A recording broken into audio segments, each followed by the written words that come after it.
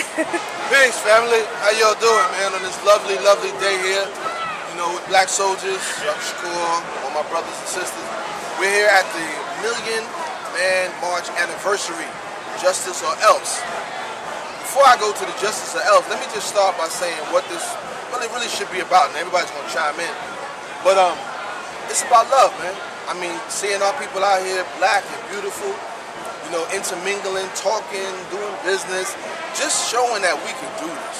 You know, we go through so much strife and so much internal, you know, fighting and etc. and all the negativity about what we can't do, and the oppression beats us down.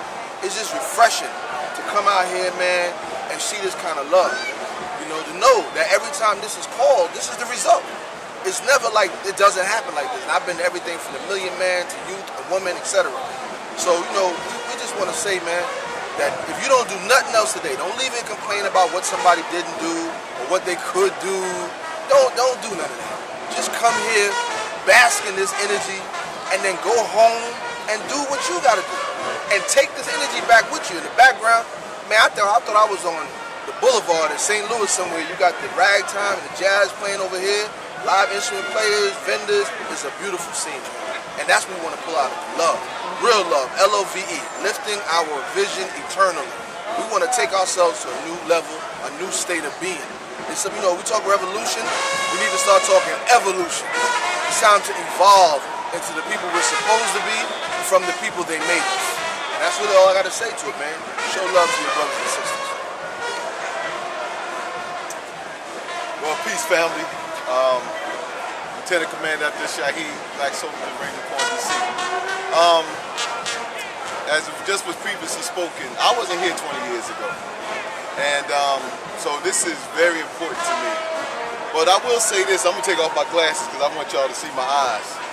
Because see, what we would fail at as a people is if we were to just use this as we do all of these type of gatherings and just use this as a feel-good time where we talk black unity for one day and we get all emotional, we get all hyped up and, you know, ramped up, and all of a sudden we're on an emotional high for about a week.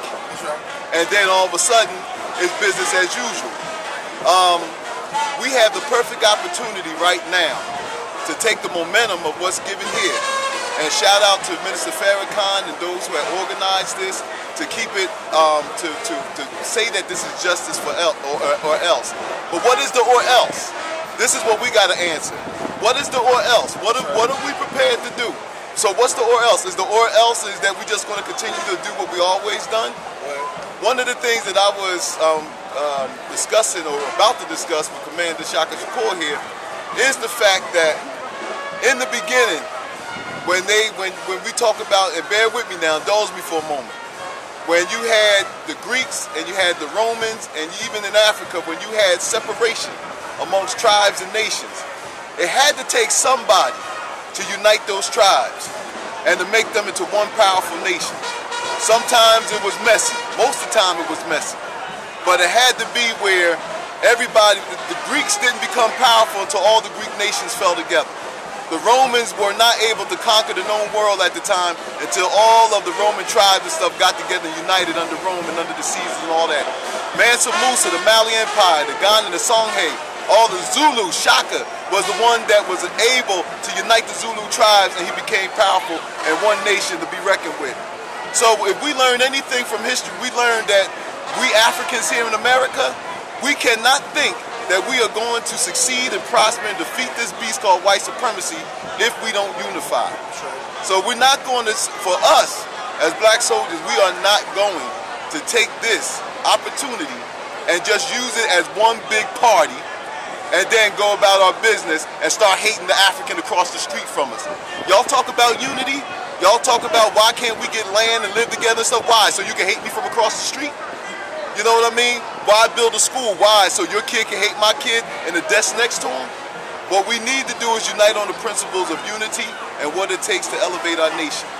And so what I'm saying is, and the commander had mentioned something that was clear. I didn't know if you said it. But as we came up here, there's a brother that's homeless.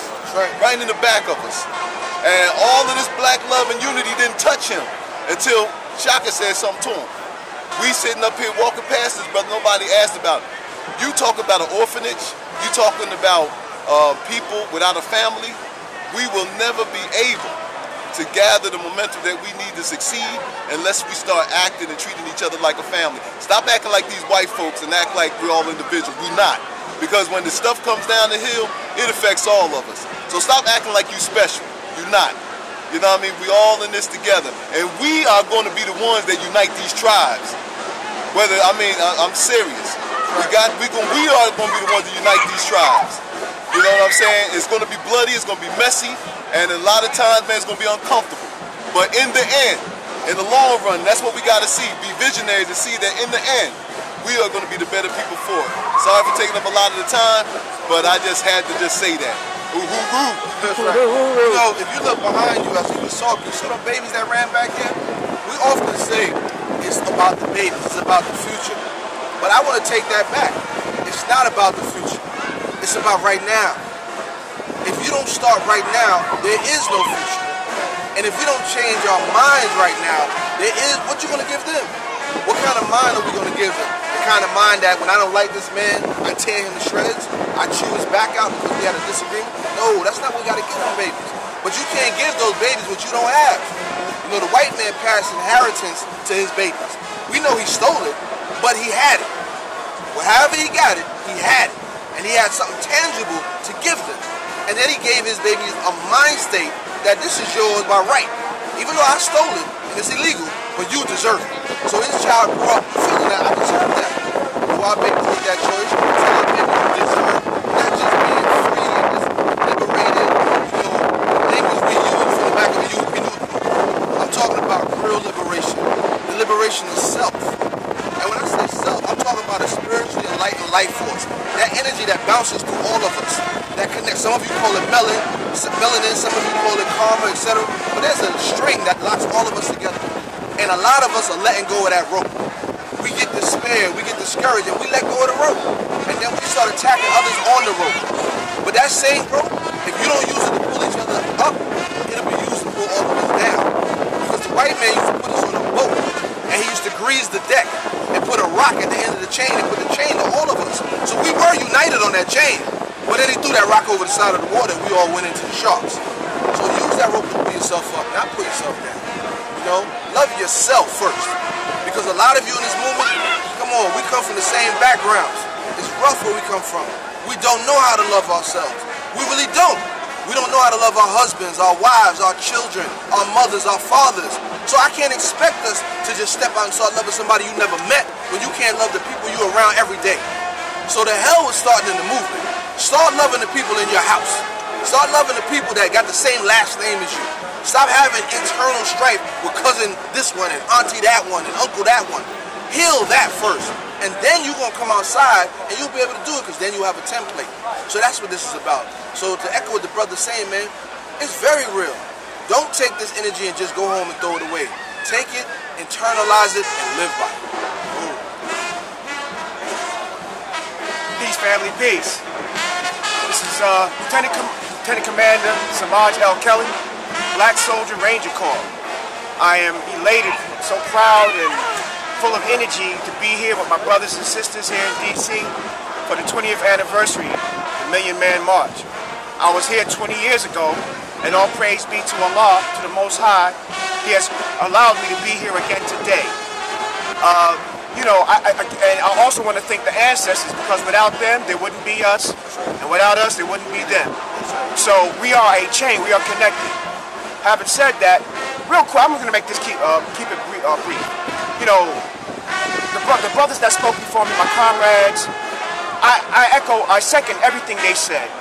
You know, I just want to make a quick reference. Revolution. You know, you want to call yourself a revolutionary. Okay. My brother will tell you, I'm big on words. I'm big on literacy. So, revolve. First syllable of revolution, right? So you have an automatic weapon and you have a revolver. You have a gun that's a revolver.